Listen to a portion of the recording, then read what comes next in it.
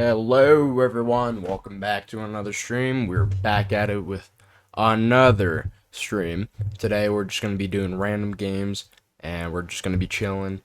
Um and yeah, that's basically it. So what we're going to do is we're probably going to do reacts first and then we will do random games. Um and yeah. I think we'll just go from there. Um,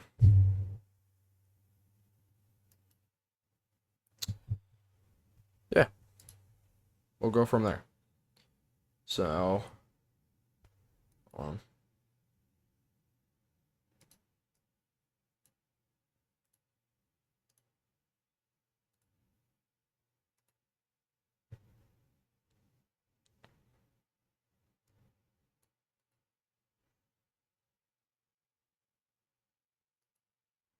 Okay.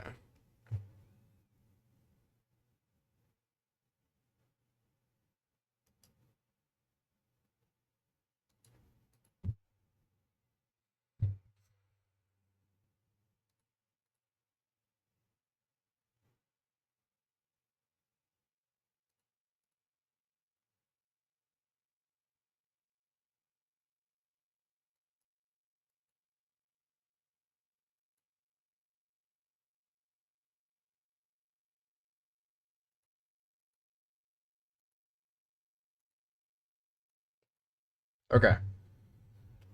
First things first is I'm gonna grab my coffee, and then we'll get into it.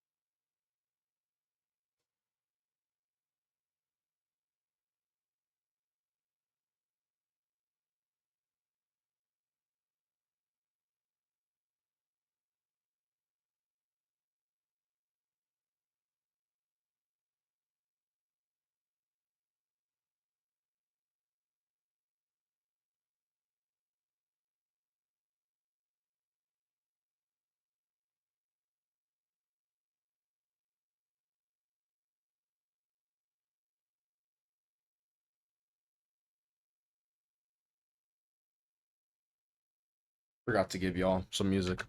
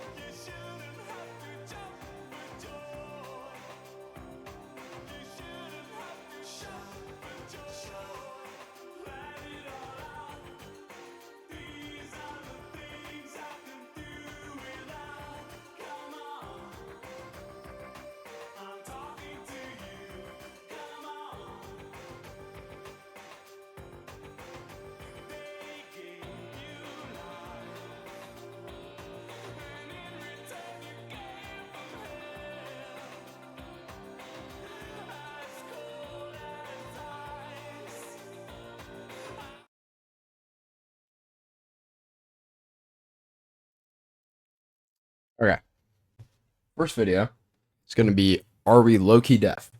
Or are we low-key going deaf? Yes. I'm answering the title. The answer is yes. Should you be worried? Also, yes. It's bad, man. According to the NIH, nearly 1 in 5 young people show signs of noise-induced hearing loss. This figure is from 2005, 20 years ago, before the invention of AirPods. This year, the World Health Organization says that 1 billion young adults are at risk of, quote, permanent avoidable hearing loss. And according to the CDC, half of young people listen to music too loudly. Now, if you ask me, all of that doesn't sound too good. Yes! That was a perfect joke! I wrote that. That was an original.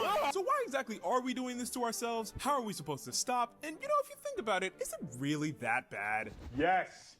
It is so bad. I had to put on a lab coat for this because things are about to get technical. Make sure your sources are in MLA format, kids. We're about to get peer reviewed. This is an ear. And if we examine it closer, these are what are known as hair cells. See, sound waves cause those bad boys to vibrate, and then our brain uses the vibrations to interpret sound. A beautiful system. But what goes wrong so that we stop hearing things all of a sudden? That's a fantastic question, and honestly, it's rather simple. According to the article from the 2017 journal Seminars in Hearing, when the hair cells are overworked, the mitochondria which phosphorylate adenosine diphosphate to adenosine triphosphate to provide energy to the cells become inefficient and release free radicals, reactive oxygen species, which are generated as part of a phosphorylation process. These charged molecules react with cells, membranes, and DNA in the cochlea, which damages and may lead to cell death. You know, pretty standard stuff. Now, right about now, you may be asking, well, David, what on earth does any of that mean? Do you even know? Well, of course I do, silly. I know exactly what that means. But if you're going to twist my arm and force me to explain it in layman's terms. Basically, hair cells in your ear are like grass. You step on it once and it's gonna spring back up, but you step in the same spot over and over and over, or hey, just really hard one time,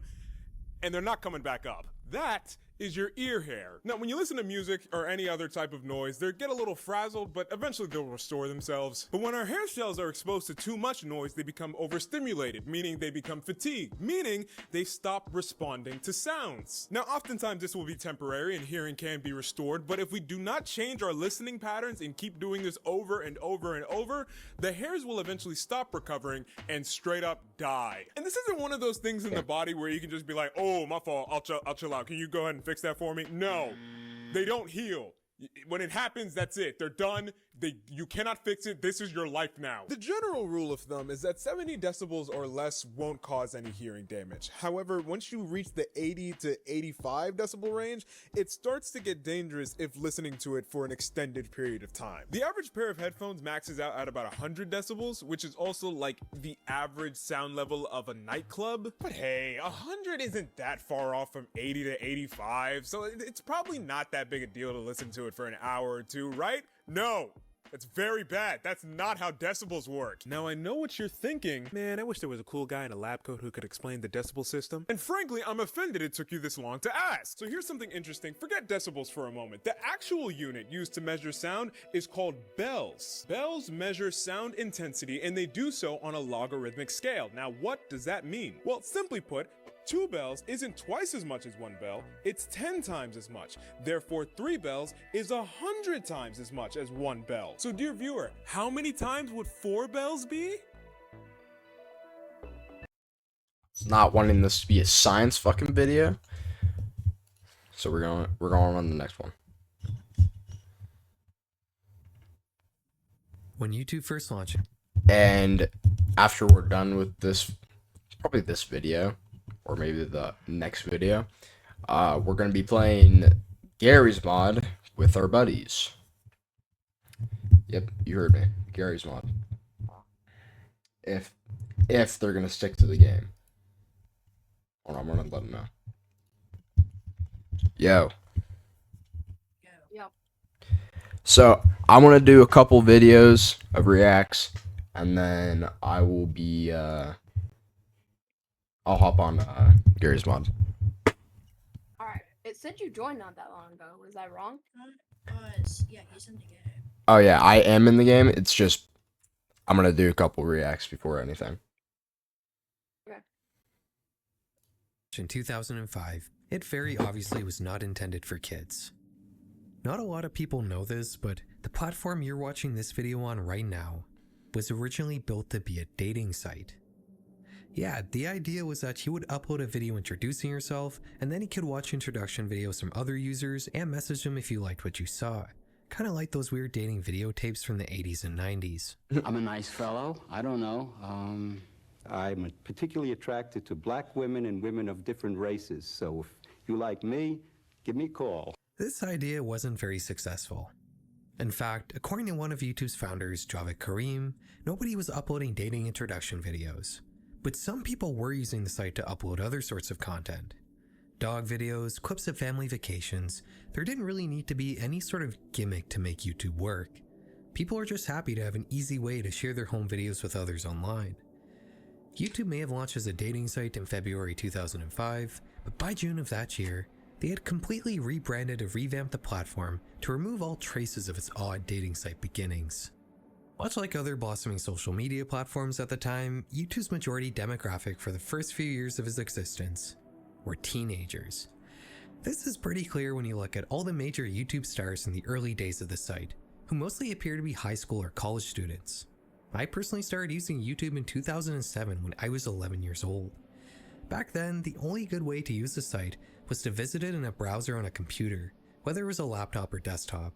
Tablets didn't exist back then, the modern form of smartphones were still in their most primordial form, and were mostly relegated to a select few tech enthusiasts. And the only way to watch YouTube on a TV was to hook up a computer to it and use it as a monitor, which most people couldn't even do because CRTs were still the most widespread form of TV at the time, and the vast majority of tube TVs don't support the digital I/O a computer needs. In short, YouTube was inconvenient, and that really prevented it from being used as a serious platform for anything. But that wouldn't be the case for very long. In the early 2010s, smartphones capable of high-speed cellular connections would explode and become widely adopted. iPads would kick off the consumer tablet market, which also exploded. People would swap their bulky, aging CRT TVs for cheap and higher quality LCD panels, which could not only act as a computer monitor, but YouTube would even begin offering apps for game consoles and streaming boxes like Apple TV, which were also becoming widely adopted. Gone were the days of sitting at your desk to watch Smosh's Food Battle. Now you could watch PewDiePie on basically any media consumption device you owned. And you know what people started doing? They began using YouTube as a babysitter. Using traditional TV to keep your child docile meant keeping them in a specific room where the television was. But now, you could just hand them an iPad while you work in your office or cook a meal in the kitchen. Tack on the fact that YouTube is free to use while other streaming services or cable all cost money, and YouTube began to be flooded with very young and impressionable viewers as the 2010s rolled on. Creators eventually began to catch on to the fact that the limited amount of child-focused content on YouTube at the time was getting an enormous amount of attention, with some videos even amassing hundreds of millions of views. Obviously, there was potentially a lot of money to be made by making videos aimed towards children, and I'm sure a lot of you know how that turned out. As long as television has been around, there's been an ongoing argument as to what is and isn't okay for children to be watching. Some people say kids should only be consuming educational content, or TV with some sort of moral lesson to teach. Some people think it's not a big deal if children are watching fun, junk foody kind of shows every now and then. Regardless though, whatever is on TV is generally governed by some sort of code of ethics. Broadcasters all have a reputation to uphold, and no category of television gets quite as scrutinized as kids' TV. But on YouTube in the mid-2010s, the only scrutiny children's channels faced was YouTube's then fairly lax moderation system. There was no code of ethics or enforced morality. The only thing that mattered was whether or not you were getting views. As a result, a culture of shocking kids content emerged on YouTube, which you probably already know as ElsaGate. Sleazy creators would make videos with popular kids characters like Elsa from Frozen, getting into obscene and often graphically violent situations. I probably don't need to tell you much about ElsaGate since you almost certainly know what it was about, but simply put, being a young child on YouTube in the mid-2010s meant being confronted with your favorite characters getting their limbs torn off, being injected with mystery chemicals, getting pregnant, and other bizarre and shocking scenarios that only served one purpose: stand out from other creators so your videos get more views.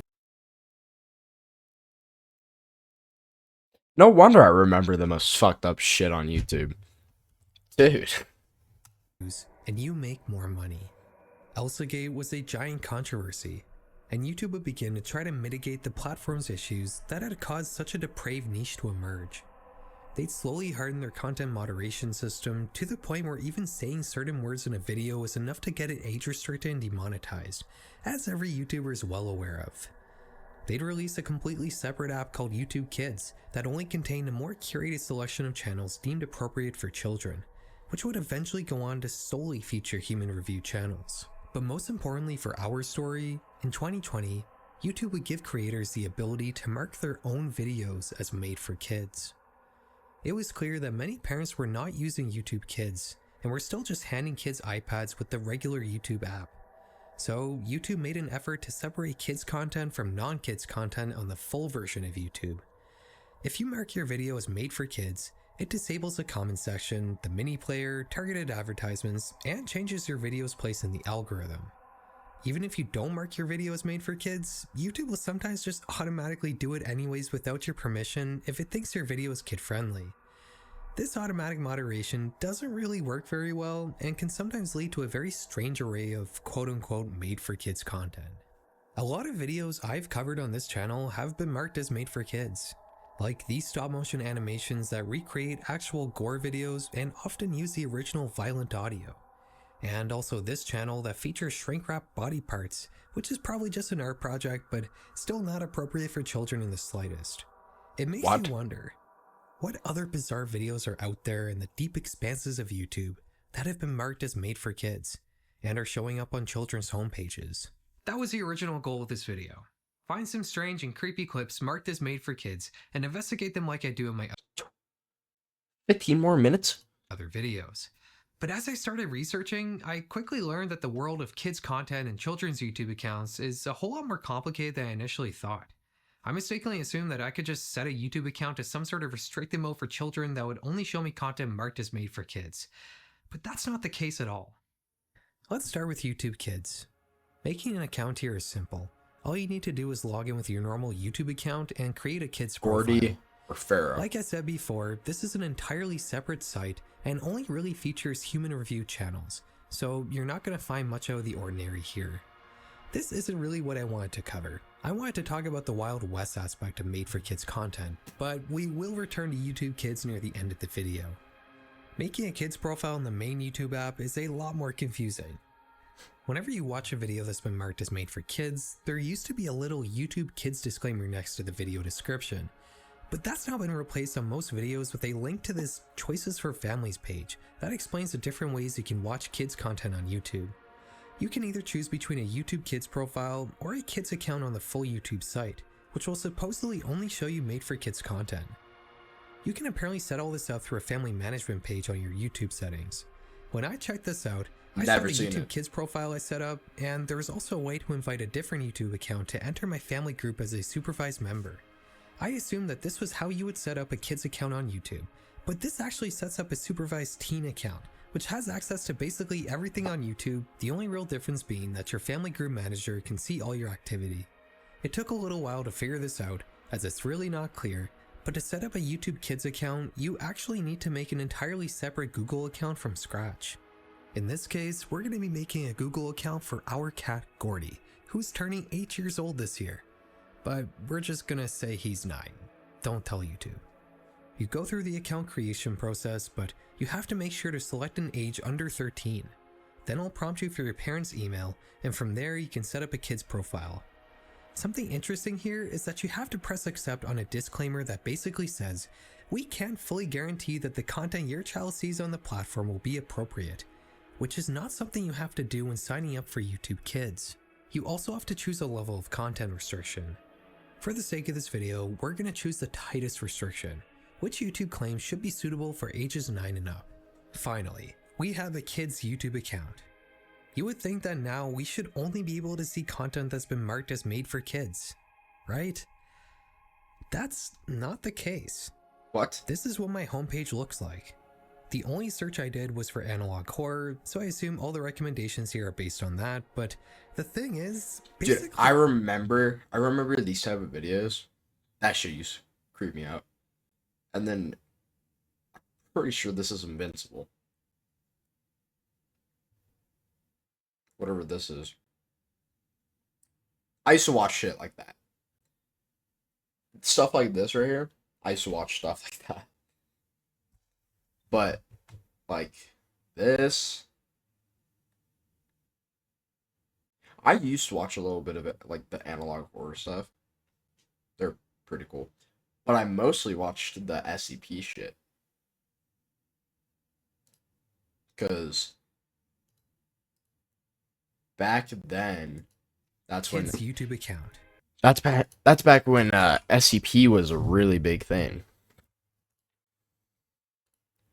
Look, SCP. Look, yeah.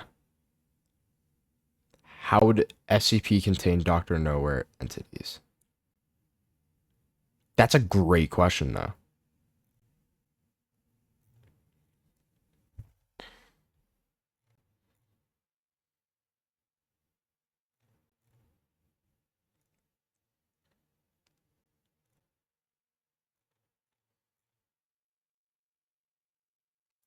Yeah, there used to be like better videos than that, but like my favorite SMP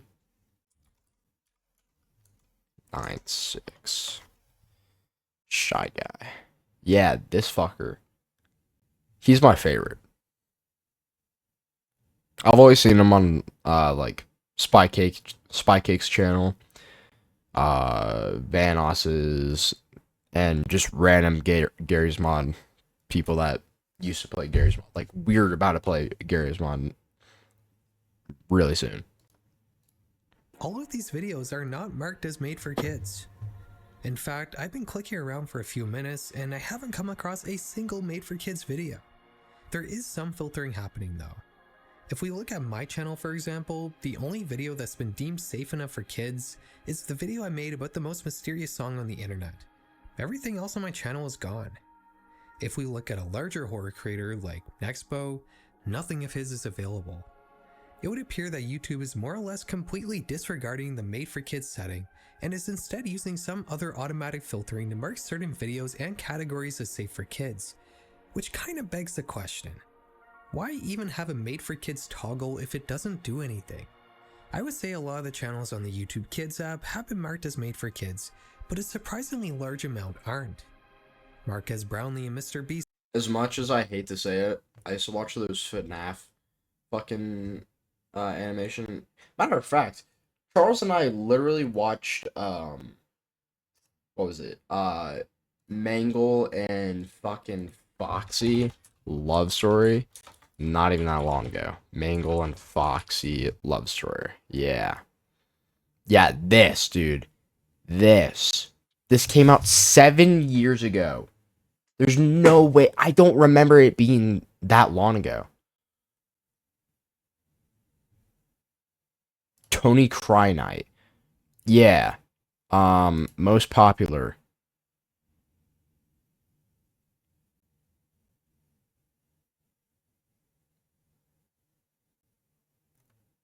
What?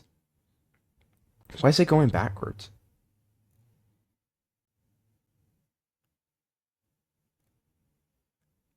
Oh! That's what I remembered it. I used to watch it.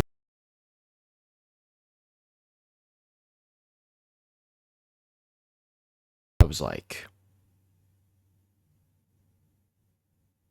5. Like when did FNAF 1 came out? FNAF 1 August 14th or August 2014. So 2017 I want to say is when I was watching that shit.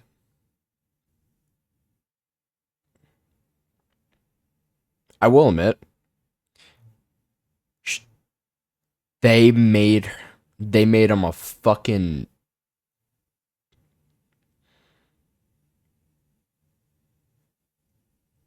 they made her bad. Certainly do not mark their videos as Not gonna lie. made for kids, and the majority of gaming channels here aren't made for kids either.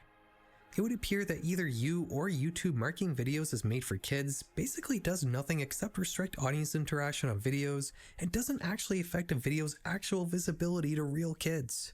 This made for kids setting kind of reeks of a deprecated Google feature, and I wouldn't be surprised if it doesn't just get straight up removed in the next couple of years. But let's not get too off track. I started this video to see what inappropriately scary things you can find with a children's YouTube account. So let's take a look.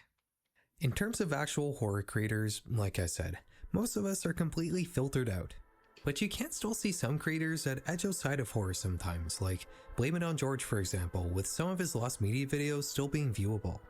If we look up some horror adjacent topic like liminal spaces for example, it's completely absent here except for a few weird exceptions. Like this 800,000 view video about creepy liminal spaces. Why is this available to watch? Why is there a goat there? And not Jaden Salad's liminal space videos. Enough about generic topics though.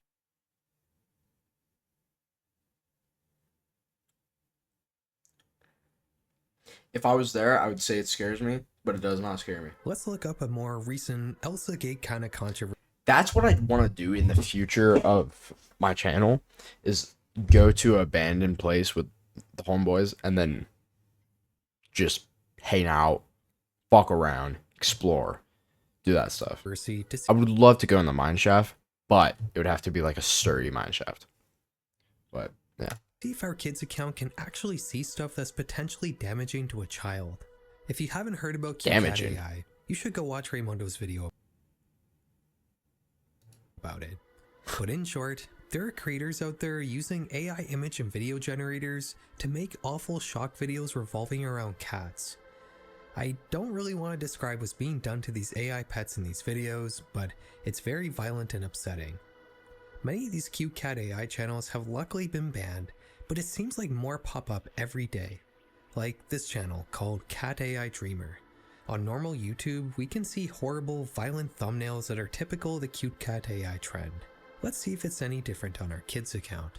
While the majority of videos have been filtered out, 20 still remain, which is 20 too many in my eyes. This is pretty disappointing. I know that YouTube makes you accept a disclaimer that states you may encounter inappropriate content while using a kid's account, but the fact that Blame It on George's videos about SpongeBob lost media are filtered out. What the fuck is that? AI Even more so than QCat AI, almost all of these algorithm anomaly niches are viewable with a kid's account. A lot of these videos are actually pretty mundane in reality. Usually people just put a creepy thumb. Nah, dude, I would fucking shit myself if I was like little and watching this shit. And the actual video is something completely different. Like this video. The thumbnail shows some dark figure crouching in a corner, but the actual video just shows a groundhog yelling on a mountain.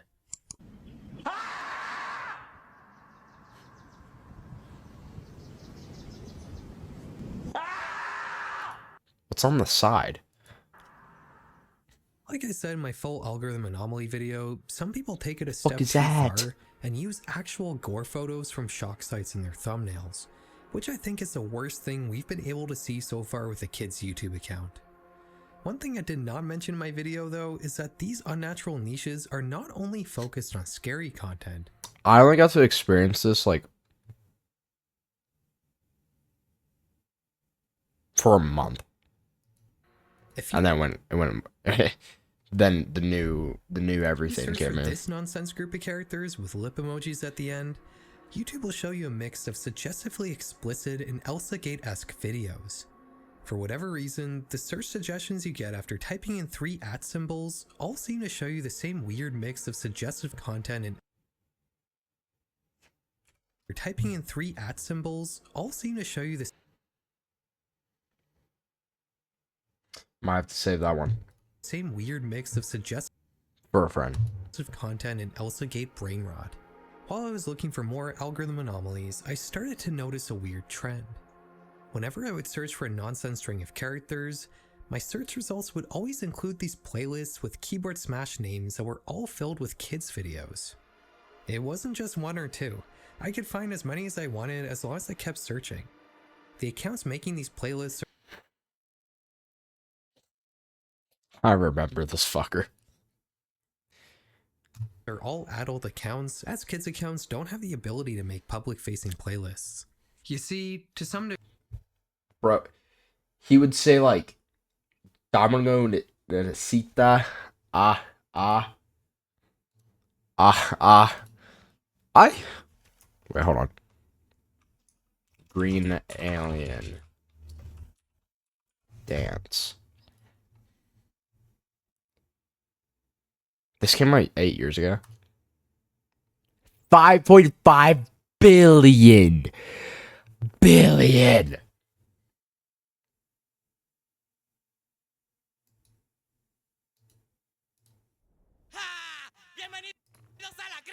Dame tu cosita, dame tu cosita, ay, dame tu cosita, dame tu cosita, ay, dame tu cosita, dame tu cosita, ay, dame tu cosita.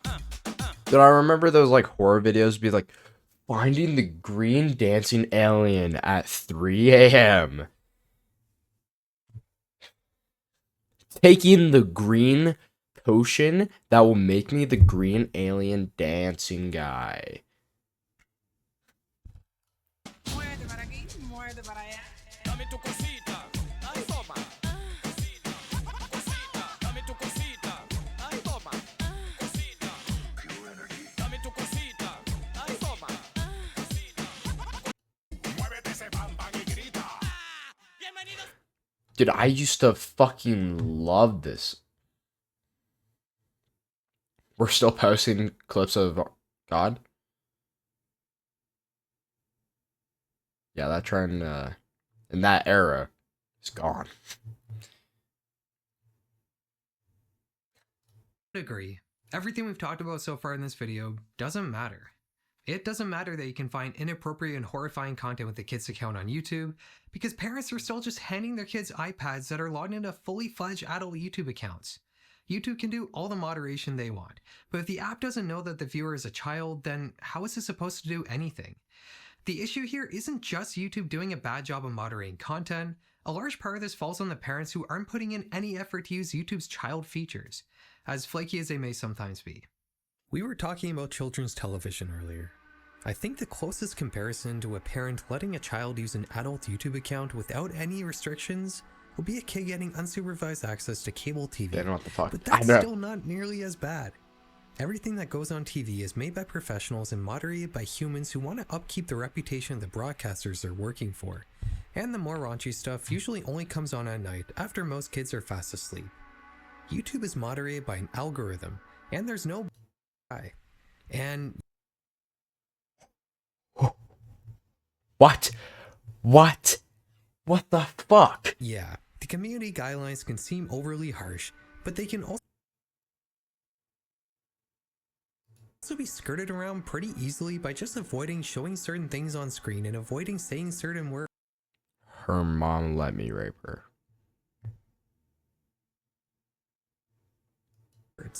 The subject matter of a video isn't nearly as much of a factor as you might think. So the moral of the story here is parents should probably just be using the YouTube Kids app, right? Everything there is chosen by humans. Similarly to children's TV, you're not going to find the prison during an outing to the outdoor courtyard at around 8:30 p.m. Officers say he what even somehow is breached the this? fence on the Human prison curated or grounds. not? Why? Okay, why? As from the looks of it, why the fuck would this be on YouTube Kids?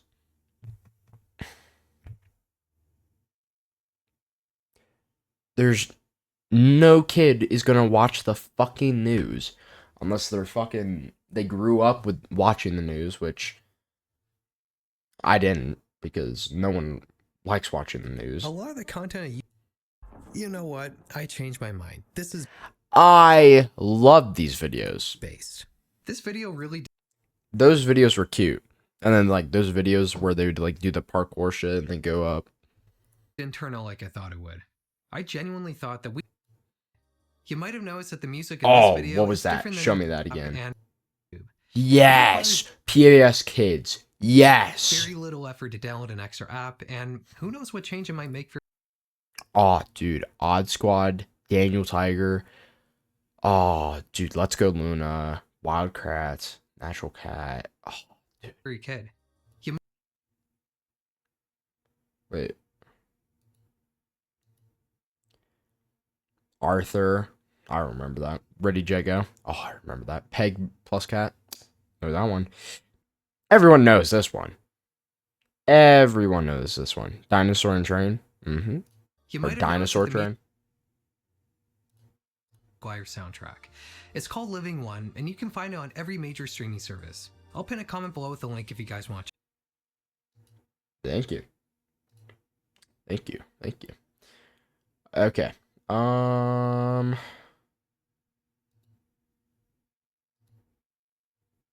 Let's see what are they doing right now? I can stalk them through.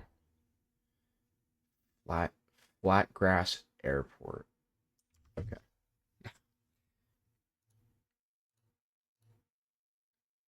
Okay. Let's do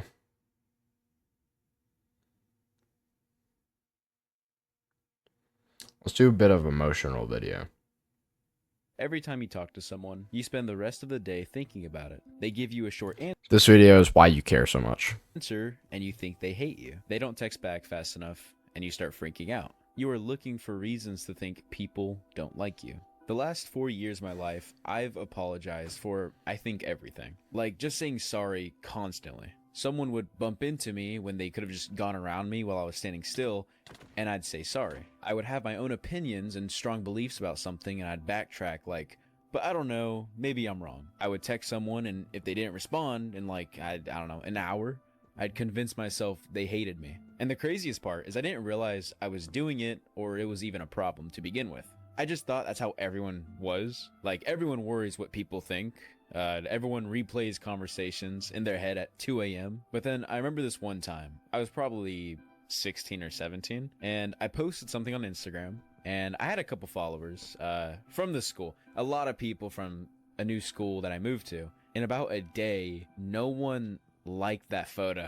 And it was so embarrassing, and I just felt like, wow, I thought I knew these people. I took that to heart. I thought maybe, you know, these people really don't care about me. They must hate me. Maybe I said something to a couple people to make them mad, and I don't know, maybe they just don't like me anymore. So I spent the weekend just like torturing myself. Like 2 days, I was convinced.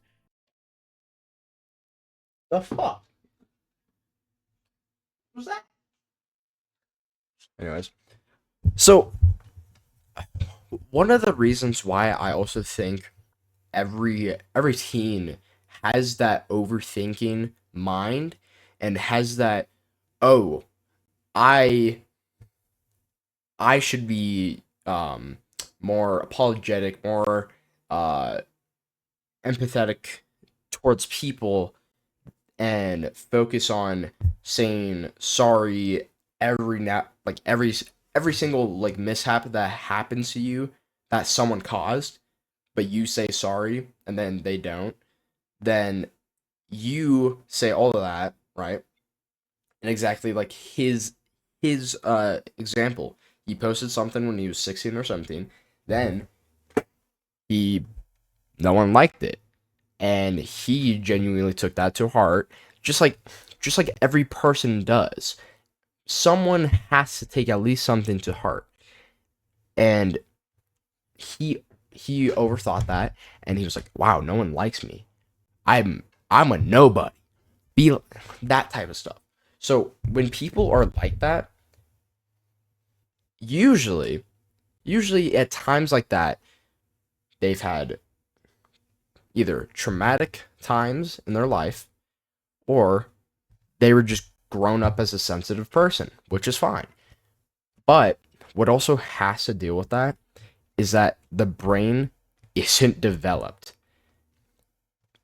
at all at 16 or 17, because the brain fully develops at 25. We all know that, at least some of us do. Then, you know what happens? Once we get in that 20s range, we start to gain real conscious about how to do things, and how to take them, and how to do mostly everything.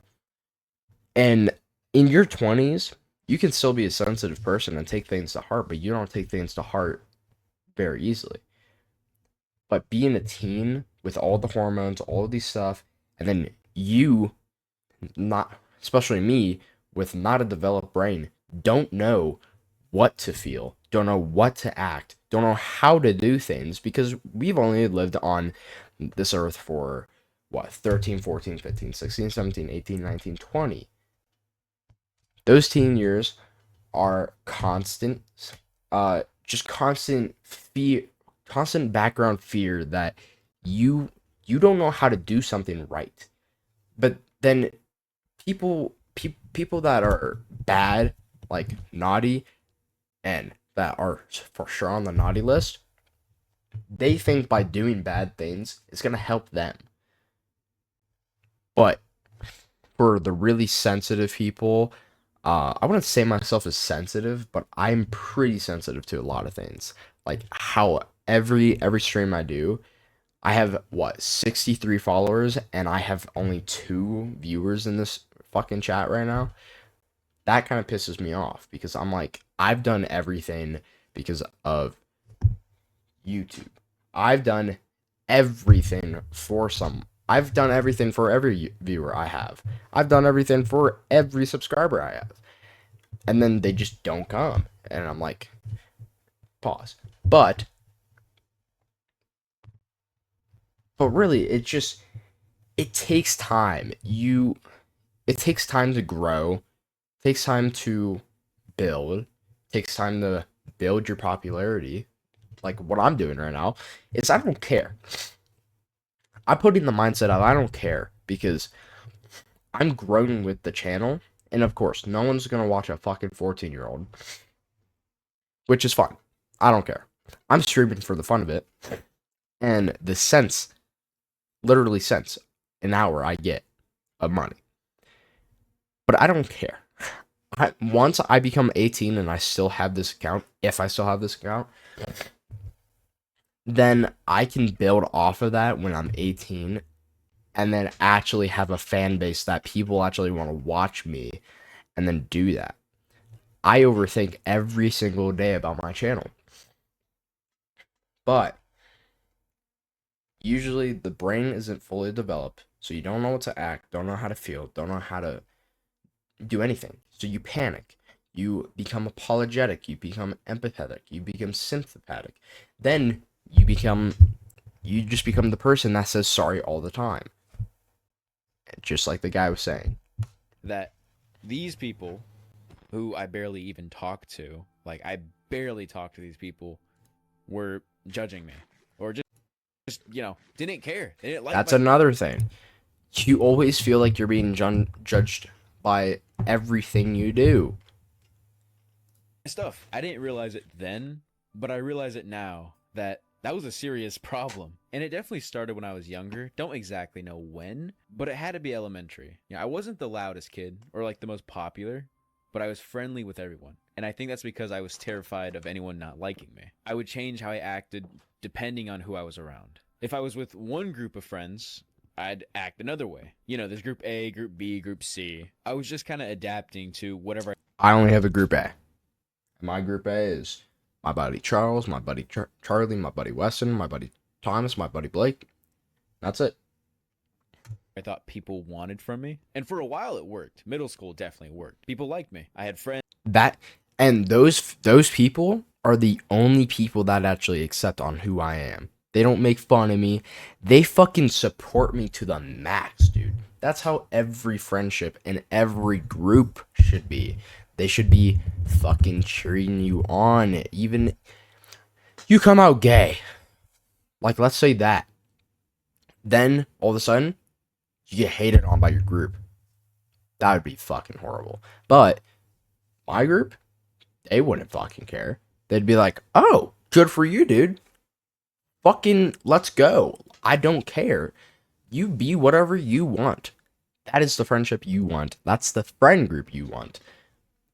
And the whole judgmental thing, you gotta find your group or find your person that won't judge at all.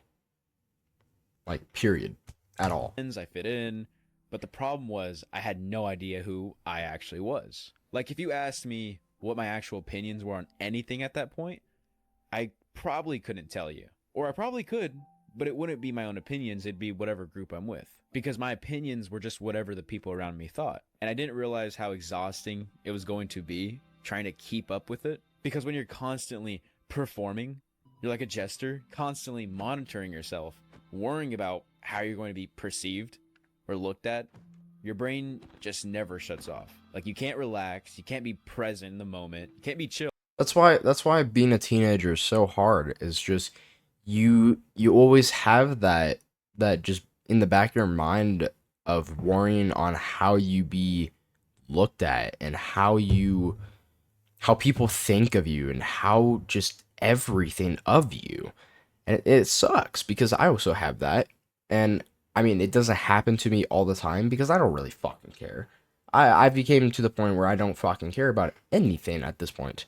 Well, I do care a lot. I do care a lot about everything, but I just don't care about what people think of me or how they preserve me. Like, I don't care. Like, I'll go shirtless on stream and I'll fucking do that because I don't fucking care. People can make fun of me all they want. They're a fucking sore loser for making fun of me. I'm just a 14-year-old trying to be a fucking streamer. I want to be like Joe Bart. I'm trying to get big. And I am getting there. I am getting there. And when I get there, I get to fucking prove once I get to my status that I want, I can prove everyone wrong. That I'm not just a fucking chubby little guy or just anything. I can be what I want. Like Joe, he was a scrawny ass kid. Joe Bart was a scrawny ass kid. He was fucking skin and bone. Now look at him. He's a fucking Greek god. Holy shit, dude. The guy's massive.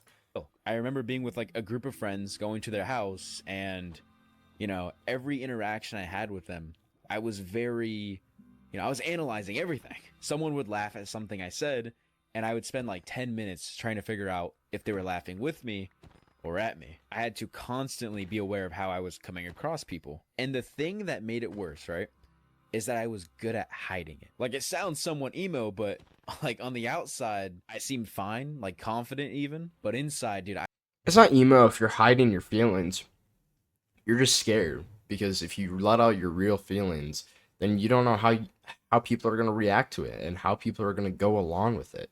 So you kind of just act like everything is normal and you act like that one normal guy, but really inside you're not really that normal guy. You're a scared little kid that just wants to be seen for who he is or who she is. I was thinking about it a lot, just constantly second guessing everything, because there was a lot of people that I would talk to and I was basically just performing. And so the worst part about caring too much is that you start losing yourself. And I don't mean that in like a deep philosophical. Oh yeah. That's one of the big things that happens when you do that. Every time you care for someone, or you literally care for someone to the point where you will put your heart into it, they are really trustworthy or they're not. So when you do that and they're trustworthy and they protect your heart while you give your heart to them, they protect it, then you're good. But there's always a lot of those people that always turns their back on you, and they use it against you. They take your heart and then they rip it apart and they give it back. But they put a fake piece on. They put a fake little piece on. Let's say they rip it in half. They put another soft heart back together, then they give it to you, and you're like, oh, okay, sweet. But then later on, you realize you're not doing the same. You're not reacting the same. You're not who you were last night. You weren't laughing as much. You weren't smiling as much.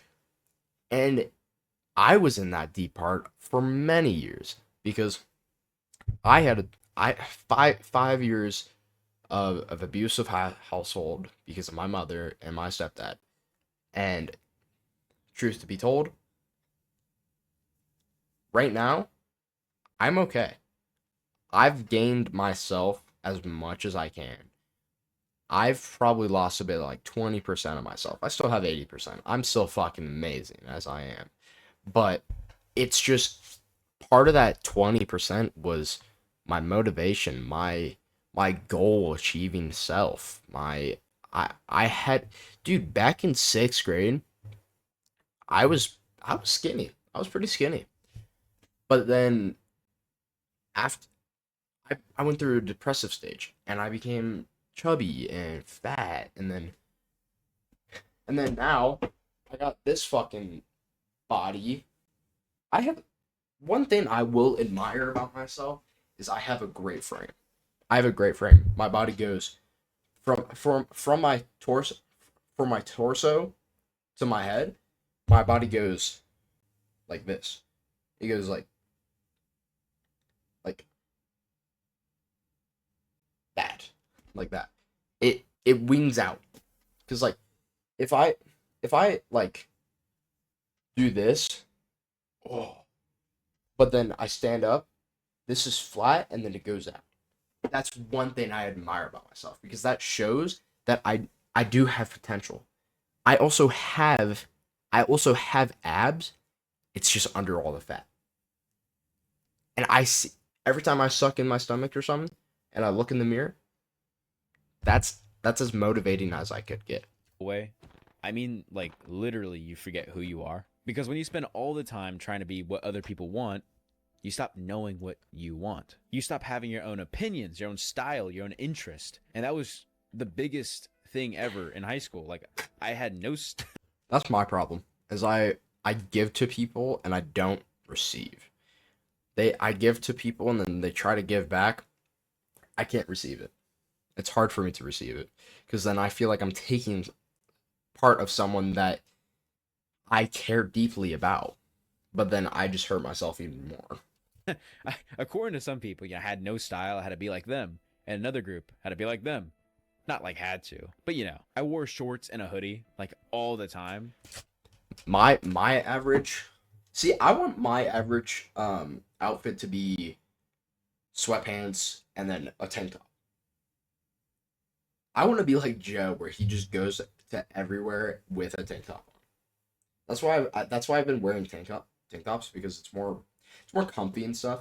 But my regular like outfit is jeans, shirt, a hoodie, and my boots.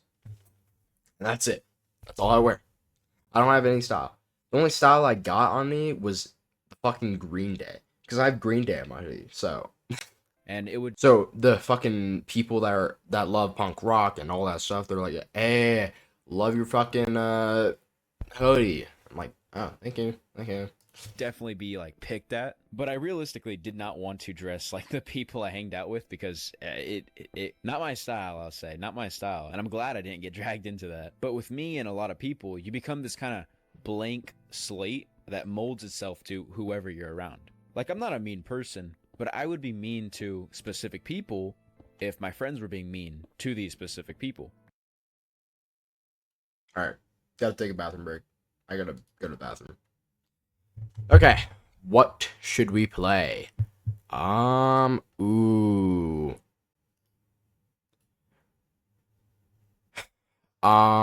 So we are gonna go down the path of a bit sad. Okay? We're gonna go a bit sad, and then we're gonna go by Cake by the Ocean Floor.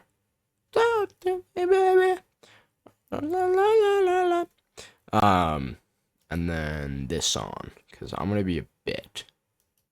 I should be a bit. I'm probably gonna get, yeah, I'm probably gonna get some food.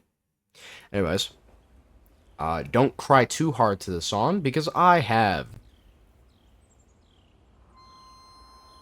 This song is also very bad, because I was literally sitting with my buddy, and we were at our hangout spot, and we, we were looking at the sunset, and this played.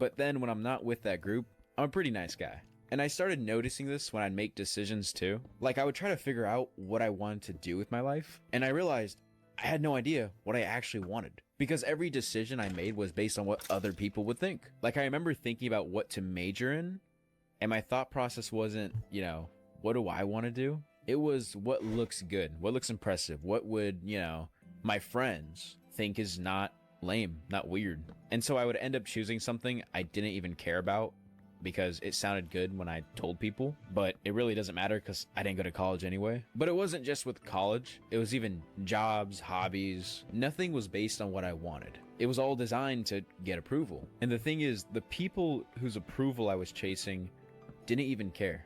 I was stressing about impressing people who probably didn't remember or don't remember my name.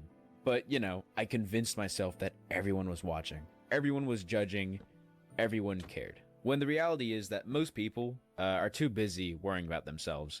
And right now, I currently am too busy worrying about myself. I do not care really about other people. I don't care what they do, what they say. I'm still in the process of trying to figure out what I want to do. And apparently, I also became a people pleaser, which I'll be honest, at the beginning, I swear, it sounded pretty good. I thought that was a good thing. It's actually horrible. It's actually very bad. Because when you're a Yeah, you just get used. people pleaser, you say yes to everything, even when you don't want to, even when it hurts you, because saying I think of it.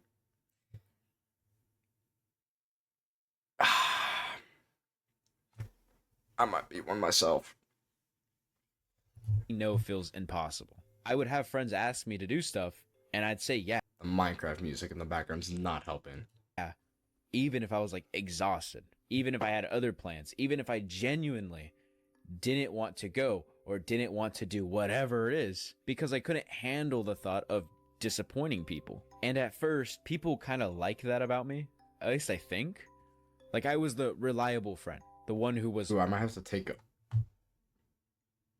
I want to build that structure now. always down, the one who never caused problems, the one that never said no. But over time, I realized people were kind of taking advantage of it. Like they knew I'd say yes, so they keep asking, and I'd keep saying yes, and I'd keep burning myself out. It could have been anything. Shove your willy. No? I hated specific people, and when they asked me for test answers, and I had them for myself, but you know what happened? I'd give them, my little paper, and they never gave it back to me, and they kept sharing it to all their other friends, and no one gave it back to me. And that happened a lot with a lot of other things. Homework, any class assignments, you can name it, anything. At the time I had Snapchat, everyone added me just to kind of get my answers. That's it. But in my head, saying no meant they wouldn't like me anymore. And I have no idea why I cared. And I think the turning point had to be probably like a year and a half ago. But I was with my quote unquote friends at like a fair, because I know like one of them. But since, I was so nice, I considered everybody my friend. And that's like 14, 15 people, when really one of them is like my really close friend. Everyone was talking to each other, cracking jokes that were very inside like. I had no idea what they were talking about because they have their own lives. Like I knew these people, but I wasn't friends with them. I wasn't as close as I thought, apparently, in my head. I don't know what I was thinking, but but it just happens when you're so nice. So I had like $200 that night. Well, after I had $5. I played one game, and I suck at throwing stuff, so I missed. It was like pins. Missed horribly. I was like, whatever, because it was like $15 a game. Insane. Holy shit. After not talking to me for like 30 minutes, everyone asked me, can I play a game? Can I play? I said yeah. Then after the fact, everyone's done playing their games. I don't think anyone thanked me at all. I'm starting to think about it. No one thanked me. We walked around more, and it was lemonade. And apparently, it was pretty good lemonade. I say apparently because I didn't get to try any. Some person asked me, hey, can I have some money to get some lemonade? I said, sure. And it was like $7. Then the next person asked me. Then the next. And I said yes. to every single person. And then when I had $5 left, I couldn't even get my own lemonade. So what did I do? Nothing. I did nothing. But like those 15 people, 8 asked me, you know, hey, can I have some money? And then only my close friend said, thank you. So I went home, looked at my wallet, saw my $5, because the 200 I had was like hard work money, but it was me helping someone. That's how I got the money. And that was like 2 days of work. Wasted. Completely wasted on people that I do not give a fuck about. But then later that night, I got a screenshot from my friend from a group chat, and it was all of them, the people that, you know, asked for money, basically saying that they played me like a fiddle. So I turned my phone off. I started playing Siege, and my brain started moving. You know, the cogs Siege is always a good game to get your mind off of. started turning. And after that day, I started trying to say no. But not even with just no, even impressing people or apologizing for things that aren't my fault. And it was hard. It was way harder than I thought it would be. The first thing I did was I started noticing when I was doing it. Like every time I caught myself overthinking something or worrying about someone's thought, I would just not, well, I would try just to not care.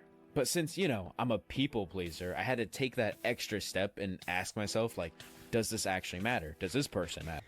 See, what my dad says, he says fake it till you make it. So, if I'm not happy at school, put a smile on my face and fake it until I get through the day. Till I make it. Does this person's opinion actually affect my life? And I'll tell you, most of the time, the answer is no. I'd be stressing about some random person I barely know. And from there, I started saying no. Like at first, I felt kind of sick. Very anxious. I was very anxious about it. Because like my brain was convinced something bad was going to happen. But nothing happened. Most people... See, I have that problem when I'm out in public because I don't know how people are going to look at me. And I don't know why I care. But I don't know. The reason why I really want to be in shape and like in shape like Joe Bart, it's just because so I can go out comfortably and I can actually look in the mirror without saying, oh, I am failing myself. Because I will say I'm failing myself until I lose all of this. Until I gain muscle, dude, muscle, until I gain it all. I say most because some people do care if you say no, but most, they don't really care, especially if they don't know who you are. They just ask someone else. Like I made the rule for myself to only say sorry if I actually did something wrong, or I was in like the shoulder of a walkway when everything's open and someone like hits my shoulder, like slams it. Oh yeah, sorry, dude. What? No. Or like just because I had an opinion. Like I had to physically stop myself from saying sorry or taking back something I said because I did that a lot. And you know, slowly things would start to change. And the first thing you'd notice is that some people won't like the new version of you. Like the people who were used to me saying yes, always going along with things or whatever it is, they didn't like that I was, you know, standing up for myself. Basically standing up for myself. Yeah, like they didn't like that I wouldn't go along with their jokes. And it really shows who actually cares about you. Because the people who stuck around were the people who liked me for me, not what I did for them. I also started making like way better decisions. Like I'd stop choosing things based on how they looked and start choosing things based on what I actually wanted. Me being able to chill out definitely got easier because I constantly didn't really care what I said or did. I wasn't replaying conversations in my head. I wasn't worried about every little thing. And I started being myself, like the actual version of me, not the performative, you know, jester, basically. Because when I moved to this new school, I was trying to stand out very hard, too much. Because when I started doing that, my grades, dude, they slipped. They were getting bad. I graduated with a pretty good GPA, but freshman year. Dude, I'm scared to graduate. Like, I'm not scared, but I'm I'm ready to graduate. It's just I I don't know how to take actual real life. And I don't understand on my biggest fear. I am not scared of anything. To be perfectly honest, I'm not scared of anything. The only thing I'm scared of is losing people.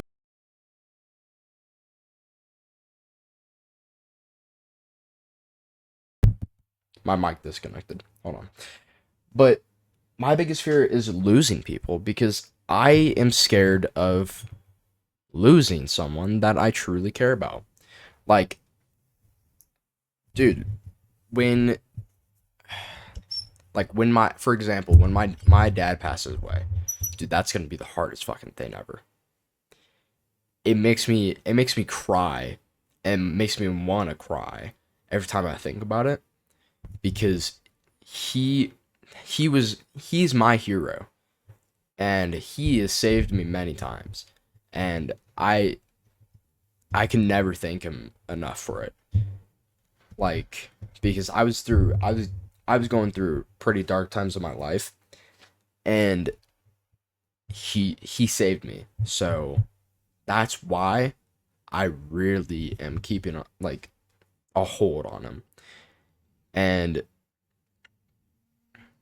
as much as I think about death, it's not it's not it's not bad. It's just it's it's scary to see the person you mostly cared about in a casket or in ashes.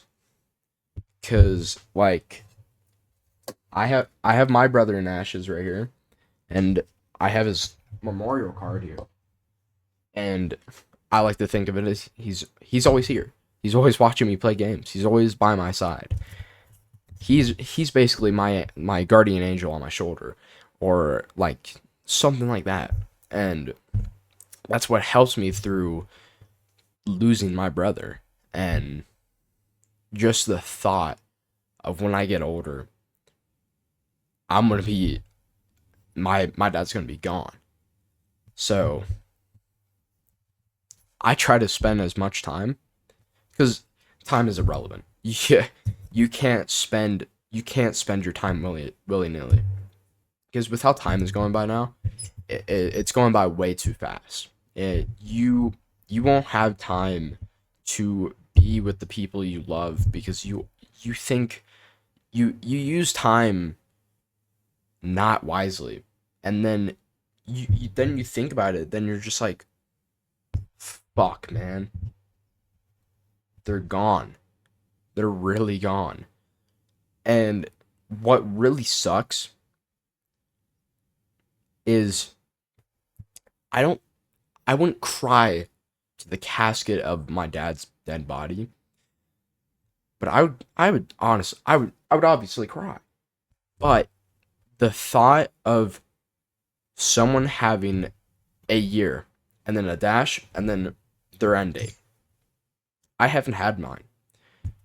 But once someone you care about dies and you go to their funeral or their grave, they're going to have a tombstone that says whatever year they were born and then a dash, and then a year, and then that's the end. That is the end of them. That is the end of their memory. Their memory's in that grave and in your mind. But no one's going to know on whoever there is. It's going to be like my year, 2011, then fucking whatever year. Like that's just sad. It's so depressing to think about. It's just your family members or someone you deeply care about having a dash and then their end date. And it's crazy to think that's just the end of them. It makes it hard to believe that they're gone. And once they're gone, nothing feels real. Nothing feels real. So, yeah. Horrible, horrible, horrible. But after graduating high school, a lot of people, surprisingly, no one talked to me except like maybe 10 people out of a lot of people that I would talk to that I thought were my friends. And that's just kind of what happens when you're so nice and you consider everyone friends. Like even at work, you know, oh, I talked to this person once and they were nice to me. That's my friend. No, they're not. That's a coworker just being nice. That's really it. And most of you guys are probably in school. So in class, if someone just talks to you once, they're not your friend. You can try to be friends with them, but just know it's not a guarantee. But anyway, I used to care a lot, you know, way too much. I hope you guys learn something about me being an idiot and being a people pleaser. It's been a while since I posted, and I'm very sorry about it. I've been so busy, unbelievably busy. But dude, videos have been doing amazing.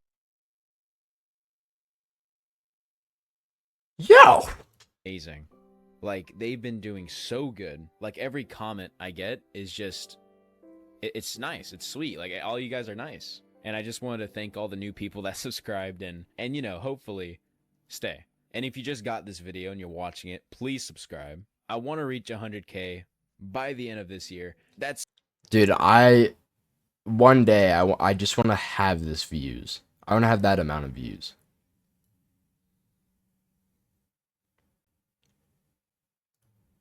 I like this guy. I like this guy. He makes, oh dude.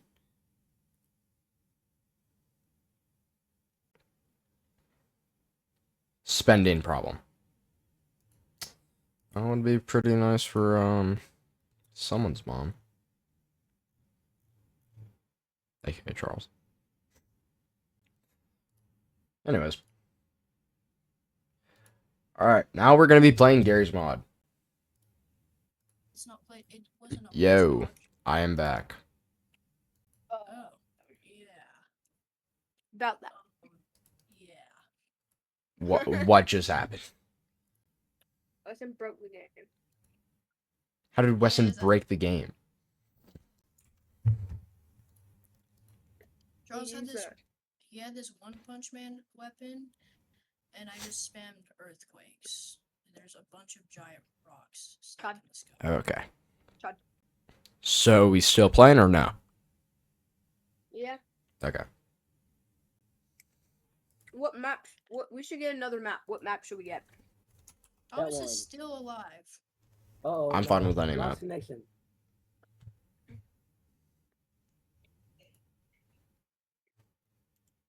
We should try to find like a horror map. I have the backrooms map. Does that have like? Horror. Sorry, you're. What? Rude. Horror. There we go. Call of Mini Zombies. Wow. Connection closed. Server connection disconnected. GM_horror attraction. Let's try this one. If it's not good, we try different one. Or GM_horror toilet. Bye. Alright. I'll host it. Okay. I'll be right back. No. Dude, I had an emotional fucking video I was reacting to. Really? Yeah. What was it about? It was a guy talking about his life, and you got to stop being a people pleaser, and you got to stop acting like someone different than who you are. Real. Yeah. And he was talking about how people eventually use you. Who knows? Because you always say yes to someone.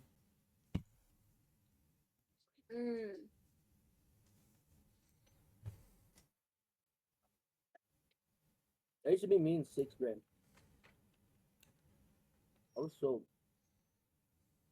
Wait, what happened to invite? What do you mean? Can't invite.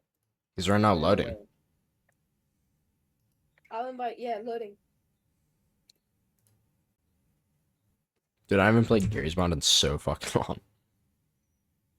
Yeah. Hey, they know. Dude, I can't wait for the new What the fuck?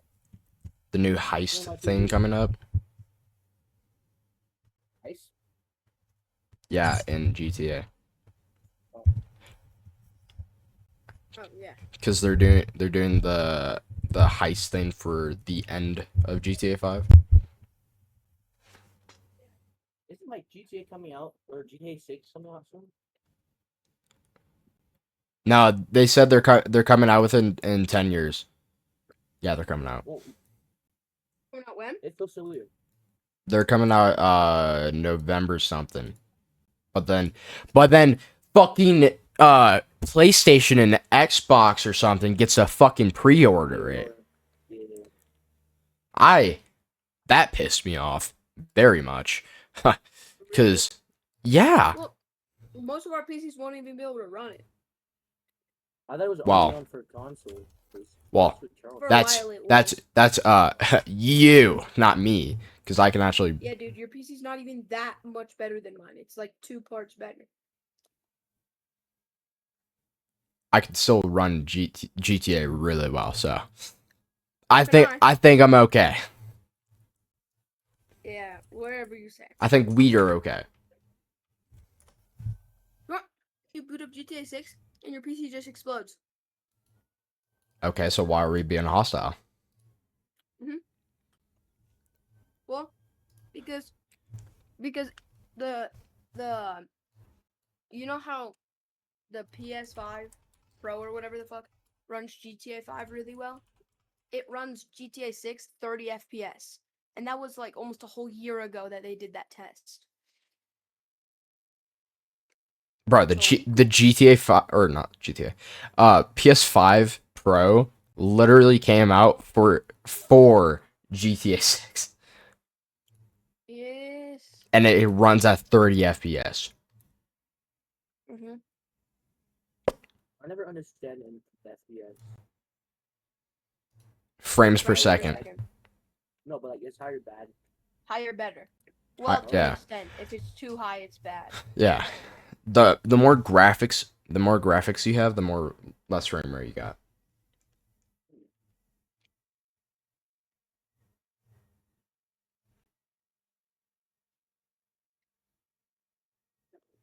So like if I had a 9070 or something, and then I would run it on Ultra on my 3070, it would run at like 100 FPS. But then the 9070, if I put it on Ultra or something, then it would go a bit more. That's like the best example I could give. I understand. 15 gold.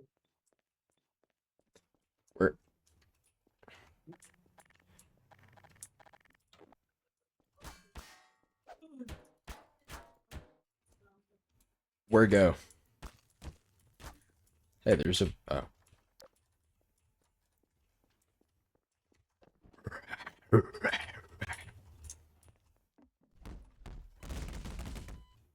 Okay. Whooped on. Hey, my name is Freddy Fazbear. I am a Fazbear. Dog, what? Yeah, do not click those skins. Weston's rocking his skin that's just like that. Yes, right? Yellow. Yellow. Oh, so scary. I don't think. I want to be just. Hey, I don't think. Ow. come here. Oh, press. Oh, I forgot. Flashlight. Hello, Chica. Is this like an event map? This is just a FNAF map, yeah. No, but is this like an event map where Spring Champ moves around, or is it just the map? Those things exist. Where you can actually play like the game. Those are event maps. Do I search up event map? Like in the Yeah, fine. workshop? Find that phrase event map. I mean, yeah. Holy fucking lag. I think the best one is the map 2. I know. I don't know what just happened. Weston, I swear, if you have part in it, I'm gonna kill you. Gotcha.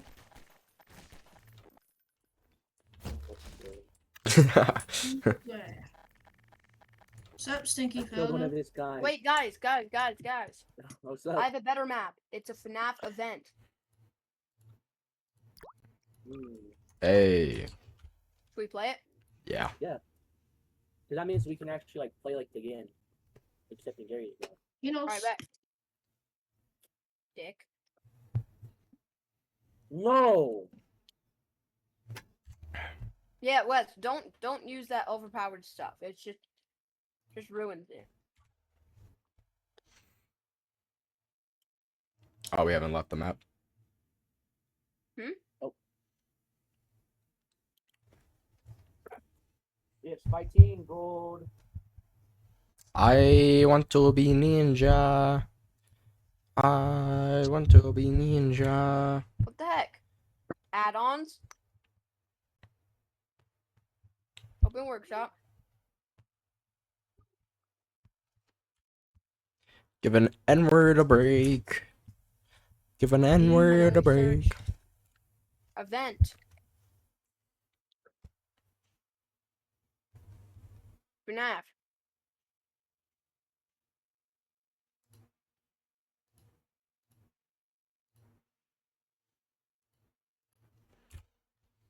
Neighbor.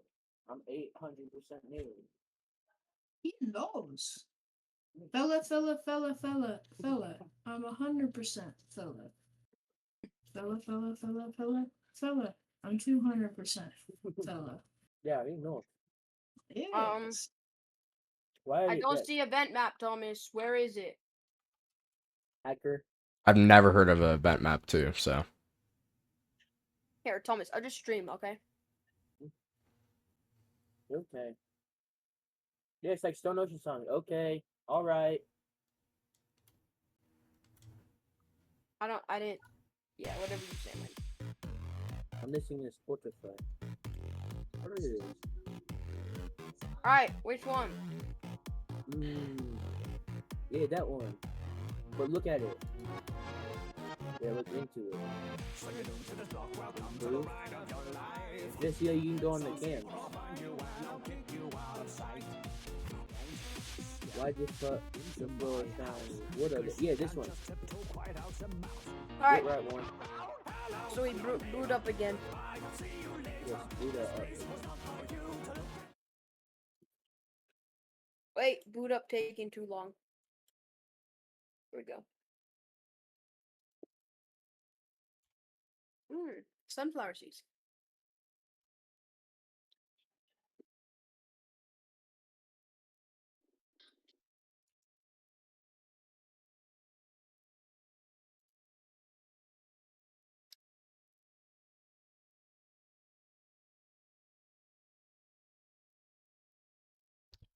The fucking mansions have a $2 million discount for GTA Plus members. Lucky bastards. Okay. I'm not gonna buy the mansion anytime soon, so. LARPer. LARPer? Mm-hmm. What am I? Mansions is one of the last good things you can do in GTA 5 before it crashes, closes into 6. Yeah, but it's fucking worthless too. But it's a mansion. So what? You're just gonna lose it anyway. No. Yeah. No. All dead, by the way. And that's how he gets spoiled. Oh. He knows. Yes. Hey, why do that to sus dog Eggy? Just got spoiled. You haven't even met Iggy. Yeah, I know, but I saw OVA. Yeah, I know Comment on the Iggy. video, stupid loser, spoiler. Hey, it's not there. Listen, comment on the video, stupid spoiling loser. Yeah, I said spoiler cut. Yeah, he knows. Yeah.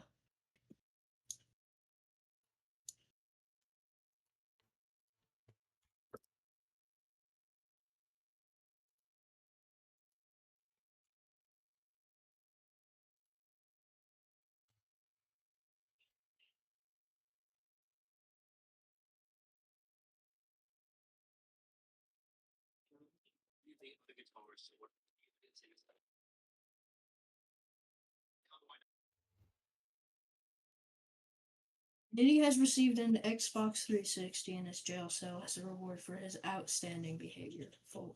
Yeah.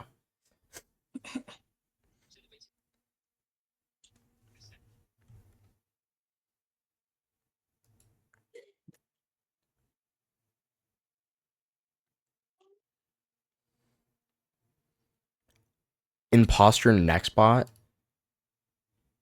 Have that. Okay, we're downloading that. He knows, I think. GM Big City improved. I think it's improved.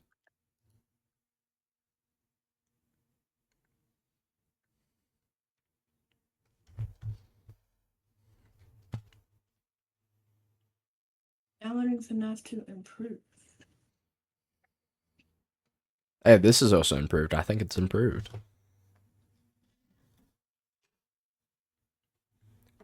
You guys just have to go through the door. Where it says map.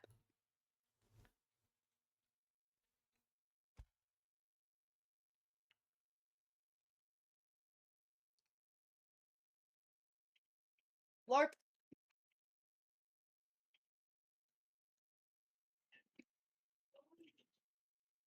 I saw Trust, that. what the fuck did you send me, dude? I don't like that. No, it's so scary. He knows. Yeah, don't think I didn't see that, Titus. LARP. What did I do? I saw that LARP. What LARP? Huh? Hey, wait a minute, you're LARPing my skin. LARP. You're not even the skin. I'm always Dio's the world. What the LARP.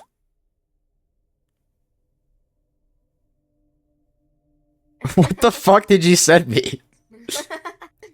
Alright. Discipline simulator? What the fuck? Pause. Sweetie Fox is on the TV. Pause. I'm live, by the way. I know. Bird just I'm got watching. Bird just got caught. Walk in. Walk in. What is this Hey. though? That's the host panel. In or die.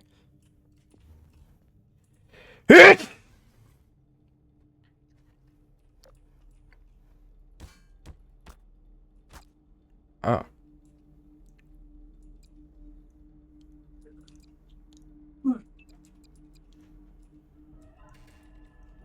Get your fucking ass away.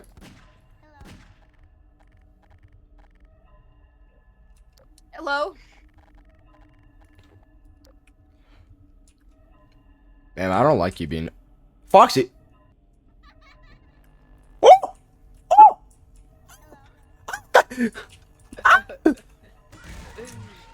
Why you just be like, girl? I literally did get gripped. Was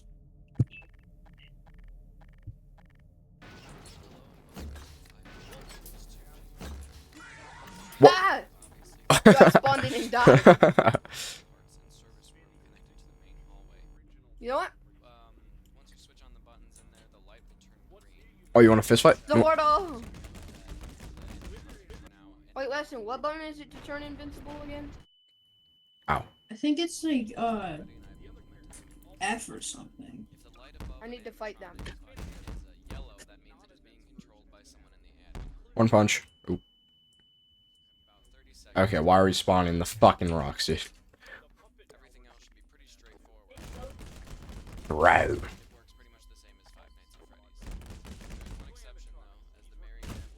Okay, you're glitching the game. Holy shit. Oh, Bonnie. Hey, Bonnie. How you doing? Get out, Bonnie.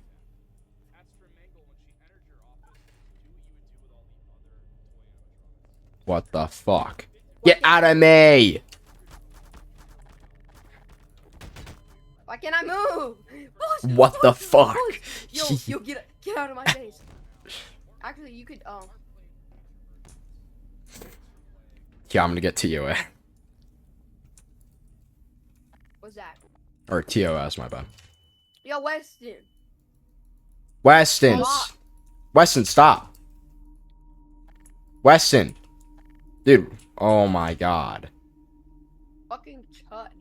Okay, there's just ass in my face. Weston, knock that shit off. Oh my god. Dude, actually stop, Weston. Dude, I'm trying to play the fucking game. You gotta fuck yourself, little boy. What is TOS? TOS is a... Weston, which button is it? TOS? Huh?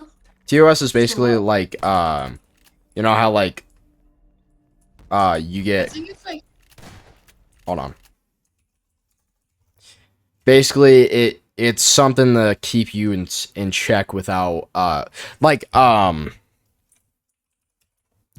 basically, let's say if I cut my arm off on stream, that means it means terms of service. So if I cut my arm off, that's TOS. If I show my dick on stream, that's TOS. Oh, I see. So, Weston, what's the button, dude? You fucking jackass. oh, I pressed the wrong button. Sorry. What's in mortal button? Huh? I think it's like F or something. Wait, no, it's K. Wait, Nope. it was the one next to it was J. Yeah, it's J.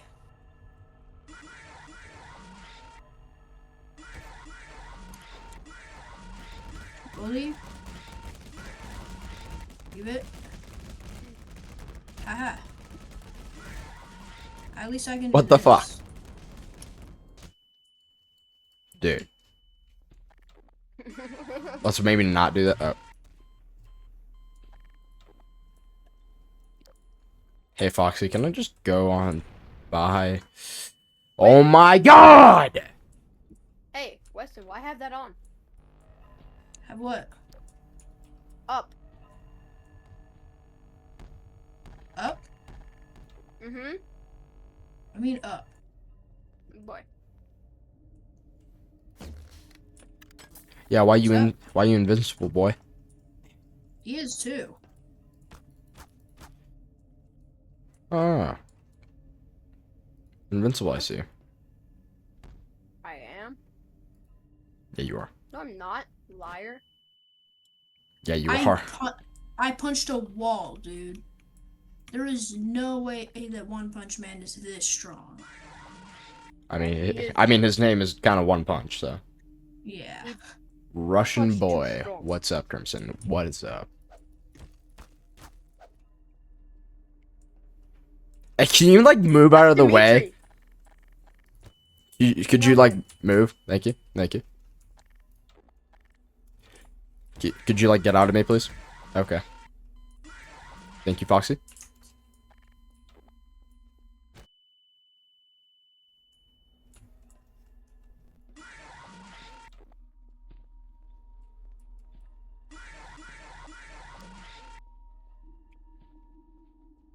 I think about it. Nami's fucking Sweetie Fox, but in anime. That's actually kind of true. Yeah. Nope. I'm going around.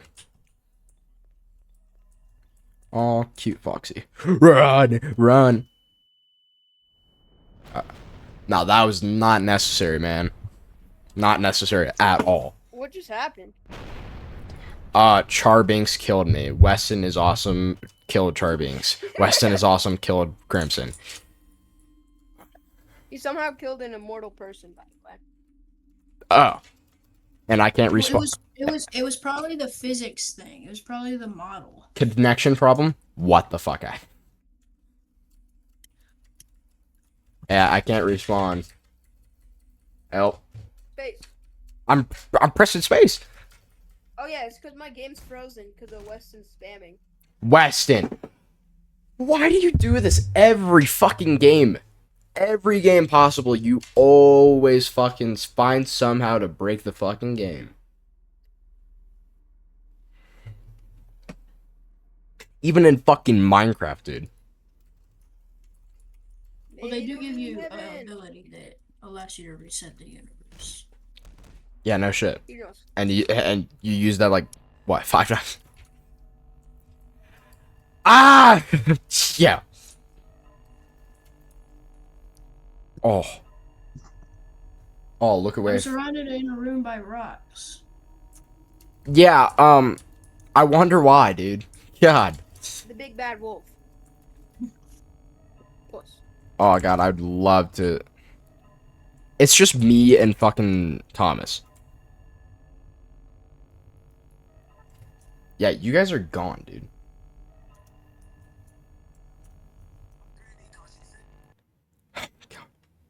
Dude.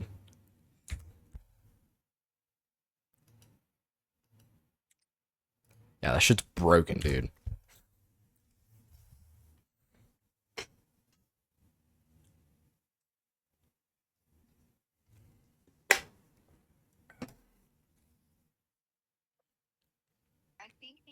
Yeah, Charles, just a little inkling of mine, but I think the One Punch Man ability might be a little too overpowered.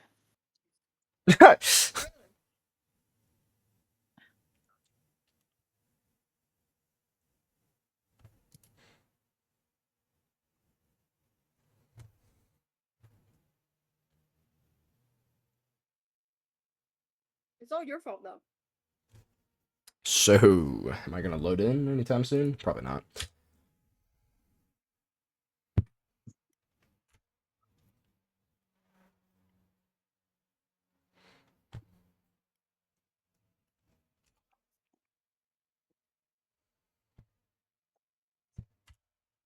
Can I press Z to undo my hits? Maybe that's a thing. My game's still frozen. Yeah. I can't even join the game, so. Well, that's another map fucked.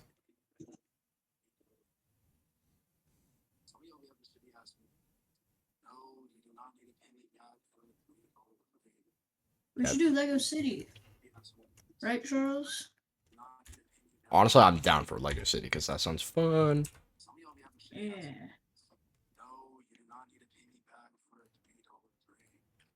Dude, if I were to play any game from like my childhood, it'd be called Call of Mini Zombies. All of mini zombies. What's that? Look it up.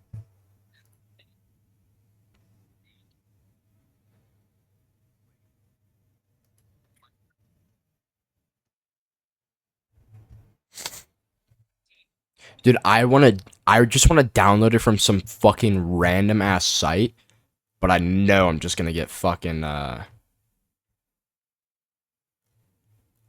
virus. Everyone left and then I was able to run the game stable, but then I got teleported into a wall. Because I think the rocks disappeared, and then that glitched me through a wall.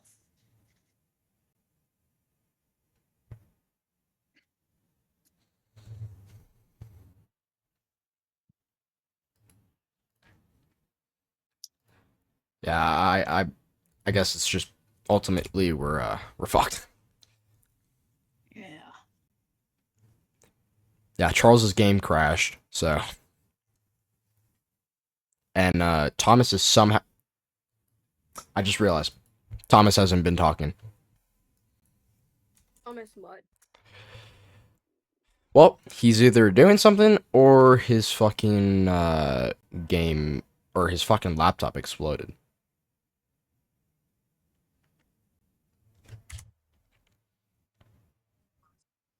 I think Charles exploded too. No. Ah, he's still there. Improved lip sync? We should do GM Big City Improved RP. And then we should just spawn random ass shit in there.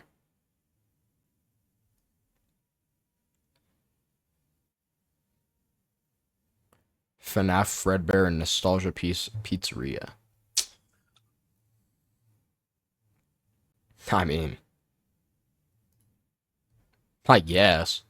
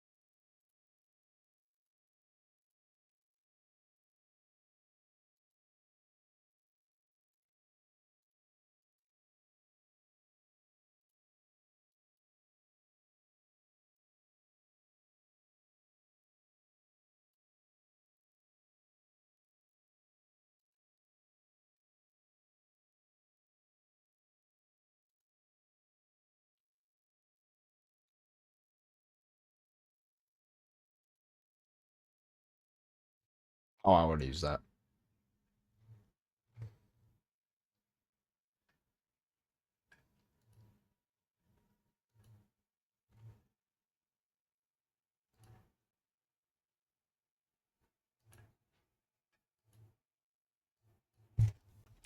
What up?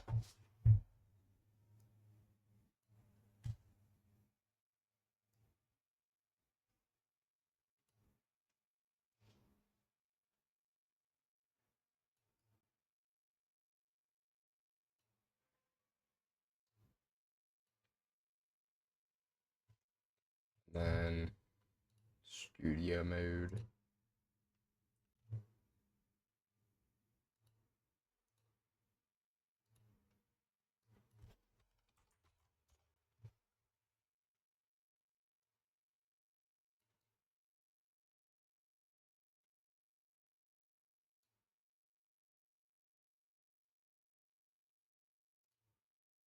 Okay. Boom. Done. Okay.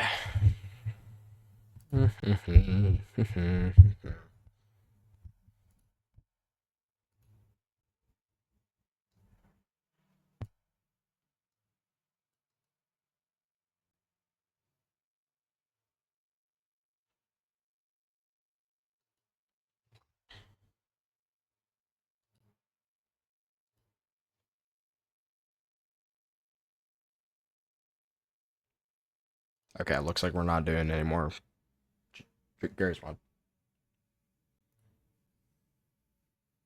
Yeah, because they're both on fucking mute. Okay.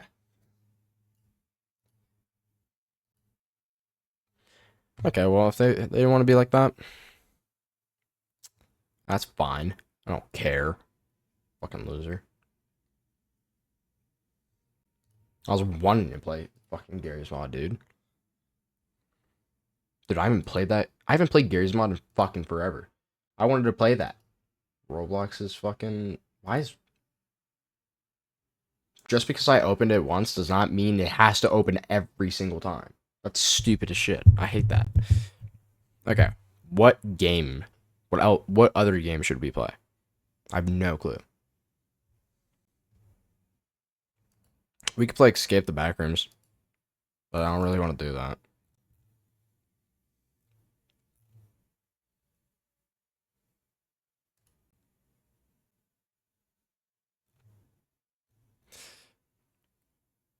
Yeah, I played 13 minutes of this because I was scared. Ooh, dude, I want to play The Forest in VR, but that'd take too much. Or take too long.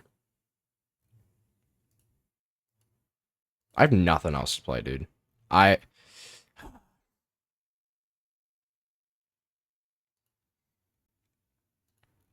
Dude, I need to play like stupid fucking indie games, you know?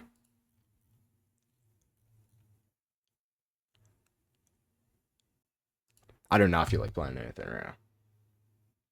I mean, we did get a good 2 hours of stream, so I think that's good. Okay, well, I think that's gonna wrap it up there. All right, thank you guys for watching the stream. This was a great stream, and we'll be back with more very soon. And we'll probably be back maybe tomorrow. I don't know. Yeah, maybe tomorrow. Maybe tomorrow. Maybe. I don't know. But from then on, see you guys. And peace out. Make sure to follow. And for YouTube, the YouTube views that are watching this VOD, subscribe and like.